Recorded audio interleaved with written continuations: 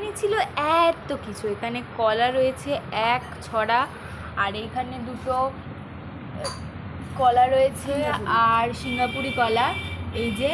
আর এখানে দুটো, একটা বড় বড় পেয়ারা আর একটা ছোট পেয়ারা রয়েছে। এখানে ঠাকুরের দেওয়ার জন্য মিষ্টি এনেছে আর আমাদের জন্য টক দই, যেটা দিয়ে ঘোল করা হবে। আর এইখানে সজনে ডাঁটা রয়েছে, সজনে ডাঁটার যা দাম। আর তারপরে এখানে দুটো লেবু এনেছে, এটা গন্ধরাজ লেবু। আর এখানে এতগুলো শশা এনেছে, এটাও দেখে মনে হচ্ছে পটল। আর এগুলো আমি আস্তে আস্তে তুলে রাখবো।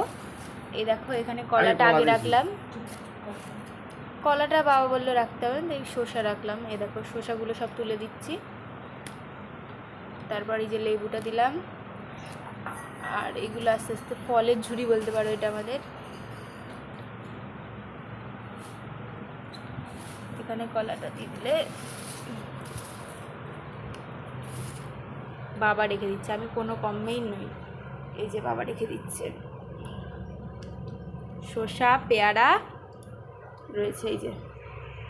আর এখানে মিষ্টিটা আলাদা রেখে দেওয়া হবে। এই যে মিষ্টি আজ বাবা এগুলো এনেছে আর তার সঙ্গে এগুলো এনেছে। তোমাদের কেমন লাগলো একটু বলো।